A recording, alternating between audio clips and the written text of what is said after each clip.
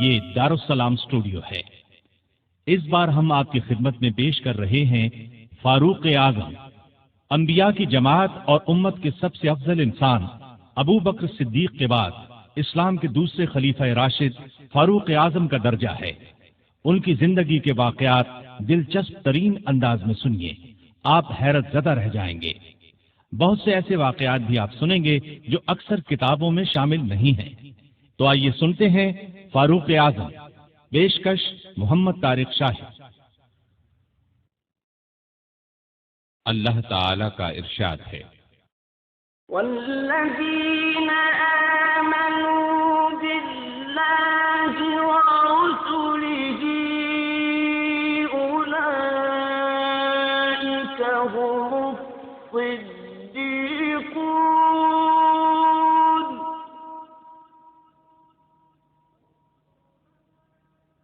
والشہداء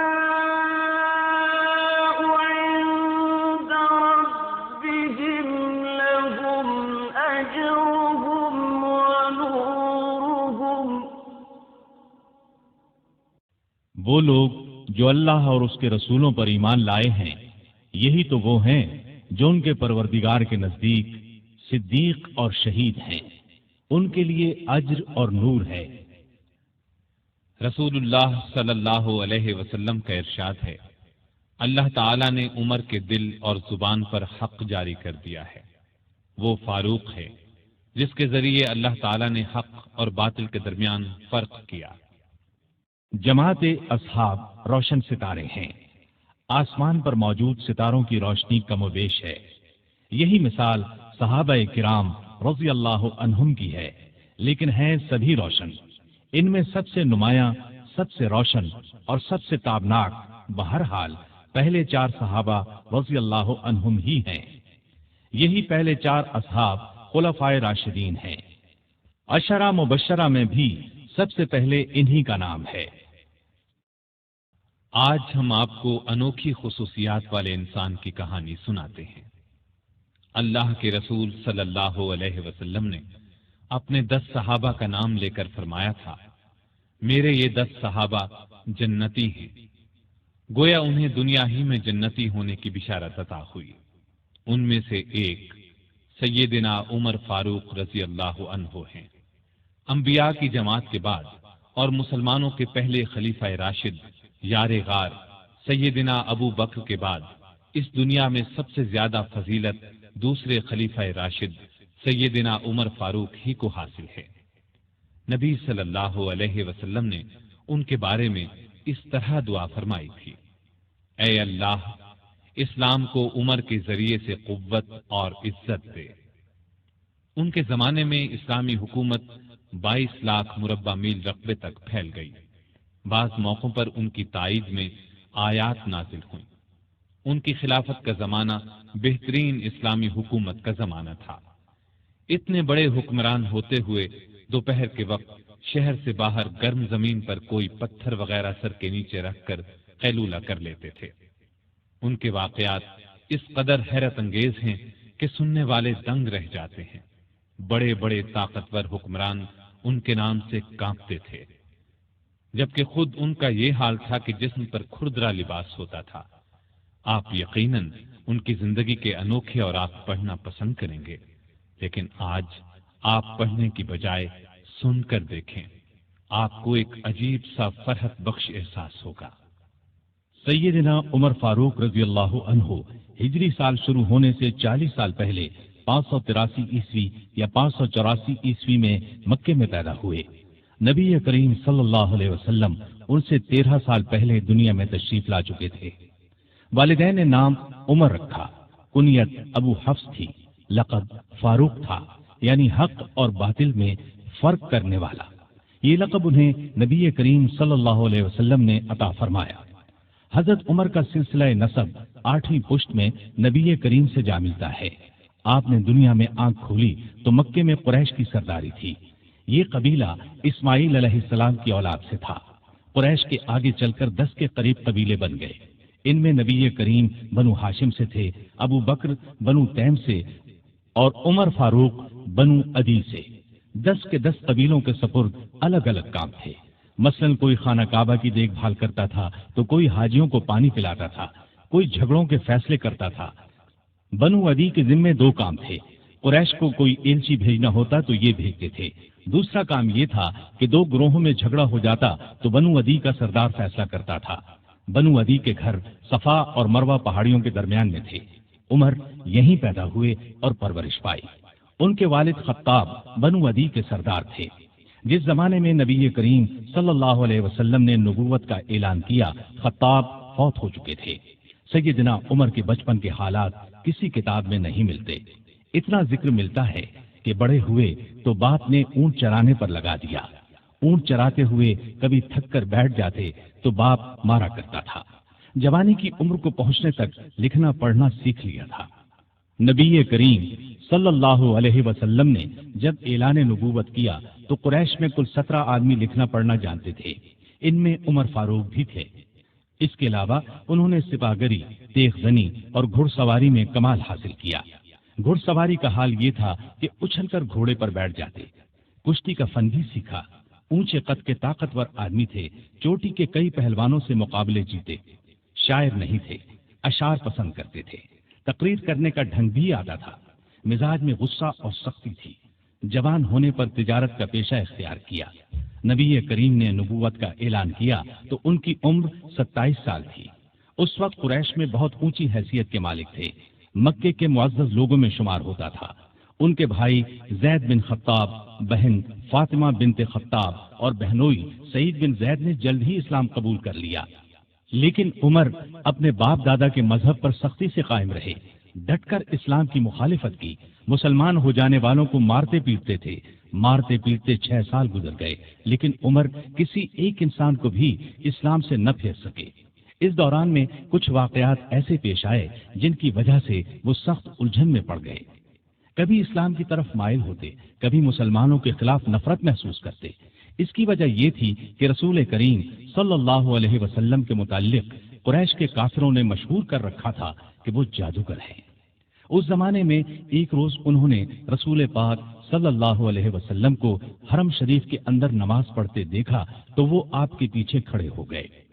उस वक्त आप सल्लल्लाहु अलैहि वसल्लम कुरान पाक की सूरतुल हाका की बुलंद आवाज में तिलावत कर रहे थे। अल्लाह के कलाम ने उन पर बहुत असर किया। उन्हें यकीन हो गया कि आप न तो जादूगर हैं और न शायर हैं। दिल में इस्लाम के लिए नर्म गोशा पैदा हो गया, लेकिन बाप दादा का मजहब छोड़ने पर अब भी तैयार न हुए। कासिम बिन उस्मान की रिवायत में आया है कि एक दिन तबीयत ने जोश मारा। इरादा किया कि जिस हस्ती की वजह से वो उलझन में है क्यों न उन्हें खत्म कर दें। चुनाचे नंगी तलवार हाथ में लेकर निकले। रास्ते में एक मुसलमान नुऐम बिन अब्दुल्लाह मिल गए। उन्होंने पूछा, खैर तो है, नंगी तलवार लिए कहां जा रहे हैं? बोले, मुहम्मद को कत्ल करने जा रहा हूं। नुऐम ने कहा कि पहले अपने घर की खबर तो लें। आपकी बहन और बहनोई मुसलमान हो चुके हैं। सैयदना उमर उल्टे पांव बहनोई के घर पहुंचे। उस वक्त उनके बहनोई सईद बिन ज़ैद और फातिमा बिनते खत्ताब के घर में रसूलुल्लाह सल्लल्लाहु अलैहि वसल्लम के एक सहाबी खब्बाब बिन अरत भी मौजूद थे। खब्बाब बिन अरत उन्हें कुरान सिखा रहे थे। उमर ने दरवाजे पर दस्तक दी तो खब्बाब घर के एक हिस्से में छुप गए। फातिमा ने कुरान के औराक छुपा दिए, लेकिन उमर तिलावत की आवाज सुन चुके थे। अंदर पहुंचकर पूछा, क्या पढ़ रहे थे? मुझे मालूम हुआ है कि तुम मुसलमान हो चुके हो, अपने बाप दादा के मजहब से फिर गए हो। ये कहकर उन्होंने दोनों को मारना पीटना शुरू कर दिया। बहन के सर पर एक लकड़ी मारी, उनके सर से खून बह निकला। उस वक्त दोनों मियां बीवी के मुंह से निकला, हाँ ए उमर, हम मुसलमान हो चुके हैं, अल्लाह के रसूल पर ईमान ले आए हैं, तुमसे जो हो सके कर लो, इस्लाम तो अब हमारे दिलों से नहीं निकल सकता। उमर ने बहन का खून देखा और ये अल्फाज सुने तो गुस्सा ठंडा हो गया। बोले, अच्छा, जो तुम पढ़ रहे थे मुझे दिखाओ। बहन ने औराक उन्हें दे दिए। उन पर सूरह ताहा लिखी थी।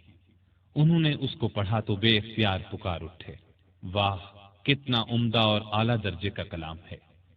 ये सुनकर खब्बाब बिन अरत भी बाहर निकल आए और बोले, ए उमर, مجھے امید ہے اللہ تعالیٰ نے اپنے نبی کی دعا کو پوری کرنے کے لیے آپ کو چن لیا ہے۔ میں نے کل ہی نبی صلی اللہ علیہ وسلم کو یہ دعا کرتے سنا ہے، الہی ابو جہل یا عمر بن خطاب کے ذریعے سے اسلام کو قوت عطا کر۔ پس اے عمر، اللہ کی طرف آؤ، اللہ کی طرف آؤ۔ یہ سن کر سیدنا عمر فاروق نے کہا، مجھے محمد کے پاس لے چلو۔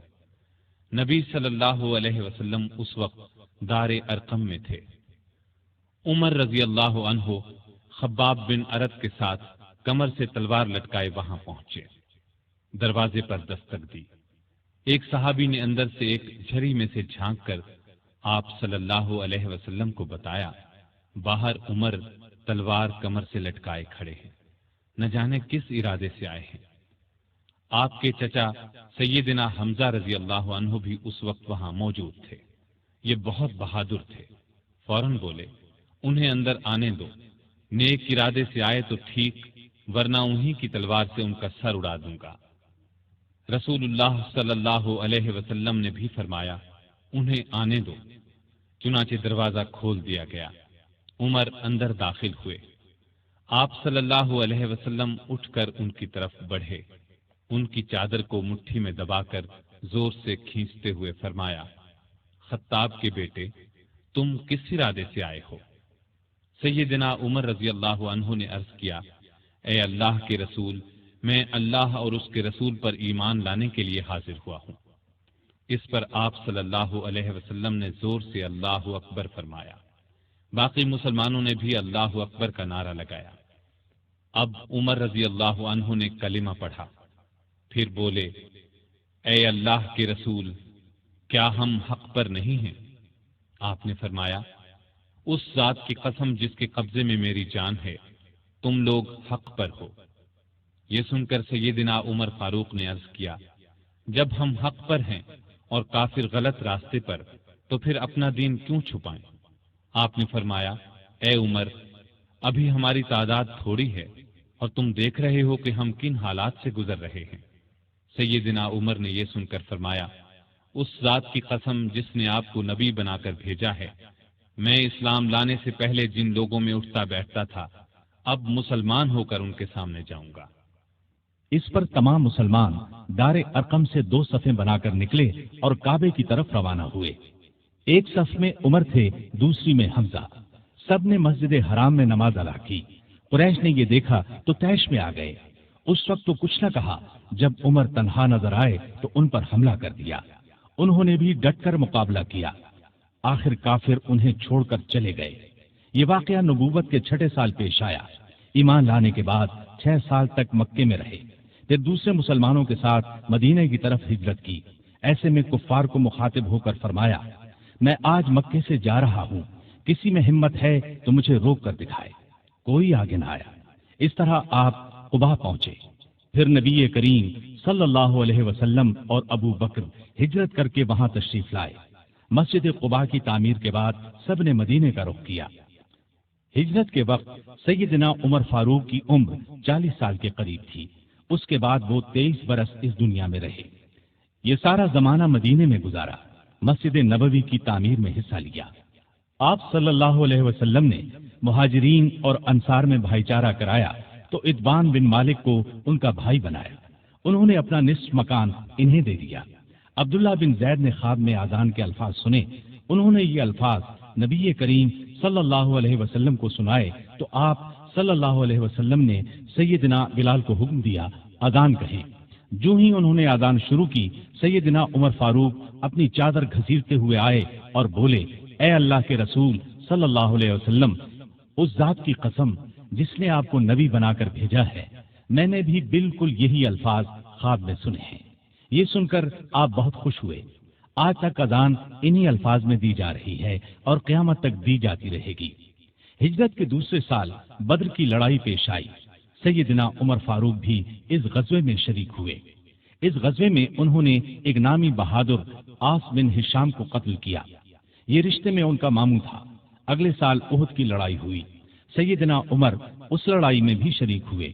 بدر کی لڑائی میں عمر فاروق کی بیٹی سیدہ حفصہ بیوہ ہو گئی تھی۔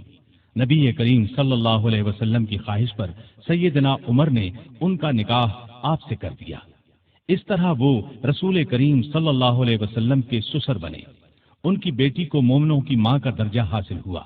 ہجرت کے 5ویں سال شوال میں خندق کی لڑائی پیش آئی۔ سیدنا عمر نے بھی خندق کھو دی۔ خندق کے ایک حصے کی حفاظت سیدنا عمر کے سپرد کی گئی۔ بعد میں اس جگہ ان کے نام سے مسجد تعمیر کی گئی جو آج بھی موجود ہے۔ ہجرت کے 6 سال نبی کریم صلی اللہ علیہ وسلم نے کعبے کی زیارت کا ارادہ فرمایا۔ آپ 1400 صحابہ کے ساتھ روانہ ہوئے، ان میں سیدنا عمر بھی تھے۔ حدیبیہ کے مقام پر کافروں سے جو معاہدہ ہوا تو کچھ دوسرے صحابہ کے ساتھ وہ سیدنا عمر پر بھی گراں گزرا۔ وہ رسول اللہ صلی اللہ علیہ وسلم کی خدمت میں حاضر ہوئے اور عرض کی، کیا آپ اللہ کے سچے نبی نہیں ہیں؟ آپ نے فرمایا، یقیناً میں اللہ کا سچا نبی ہوں۔ کہا، کیا ہم حق پر اور ہمارا دشمن باطل پر نہیں ہے؟ آپ نے فرمایا، ہم حق پر اور ہمارا دشمن باطل پر ہے۔ کہا، اے اللہ کے رسول، جب ہم حق پر اور ہمارا دشمن باطل پر ہے تو پھر دب کر کیوں صلح کریں؟ آپ نے فرمایا، میں اللہ کا رسول ہوں، اللہ کے حکم کے خلاف نہیں کرتا، وہی میرا مددگار ہے۔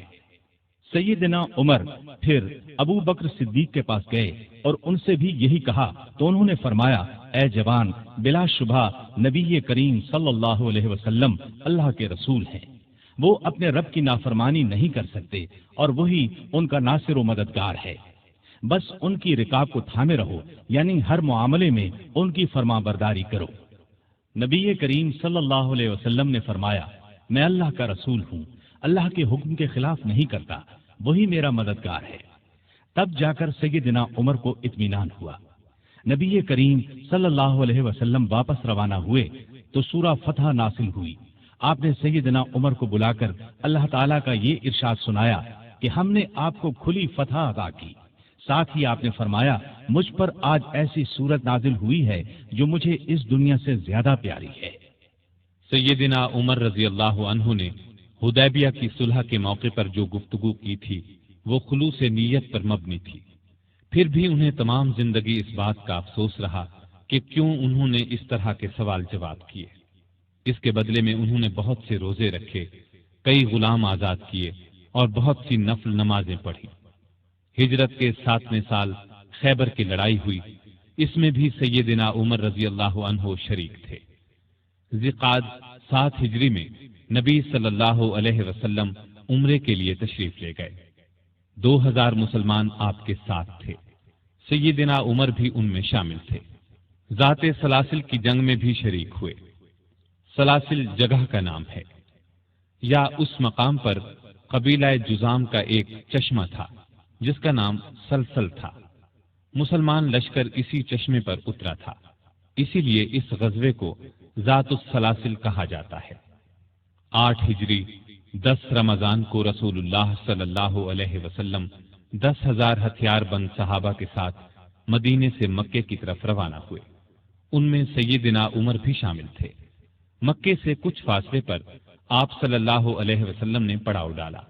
اس میدان کا نام اب وادی فاطمہ ہے۔ قریش کے سردار ابو سفیان نے 2 آدمیوں کو حالات معلوم کرنے کے لیے بھیجا۔ پھر ابو سفیان خود نبی کریم صلی اللہ علیہ وسلم کی خدمت میں حاضر ہوئے۔ ایسے میں سیدنا عمر رضی اللہ عنہ نے عرض کیا، اے اللہ کے رسول، مجھے اجازت دیں میں ابو سفیان کا سر اڑا دوں۔ لیکن آپ نے ایسا کرنے کی اجازت نہ دی۔ اس موقع پر ابو سفیان نے اسلام قبول کیا۔ ان کے بعد مکے کے باقی ماندہ لوگ بھی مسلمان ہو گئے۔ فتح مکہ کے بعد غزوہ حنین پیش آیا۔ اس غزوے کی ابتدا میں مسلمانوں کے پاؤں اکھڑ گئے۔ صرف رسول اللہ صلی اللہ علیہ وسلم چند صحابہ کے ساتھ میدان میں کھڑے رہے۔ ان میں سیدنا عمر بھی تھے۔ پھر سیدنا عباس رضی اللہ عنہ کی آواز پر مسلمان پلٹے اور کفار کو شکست دی۔ تبوک کی لڑائی کے لیے سیدنا عمر نے اپنے مال کا نصف حصہ نبی صلی اللہ علیہ وسلم کی خدمت میں پیش کیا۔ حجۃ الوداع کے موقع پر بھی سیدنا عمر ساتھ تھے۔ اس حج کے بعد ہی آپ صلی اللہ علیہ وسلم اس دنیا سے رخصت ہوئے۔ سفر 11 ہجری میں آپ صلی اللہ علیہ وسلم نے اسامہ بن زید کو اسلامی لشکر کا سپہ سالار مقرر کیا اور حکم دیا کہ جا کر رومیوں سے موتا کی لڑائی کا بدلہ لیں۔ موتا کی لڑائی ہجرت کے 8ویں سال میں ہوئی تھی۔ اس میں اسامہ کے والد زید اور بہت سے صحابہ رضی اللہ عنہم شہید ہو گئے تھے۔ چنانچہ آپ نے یہ لشکر روانہ فرمایا۔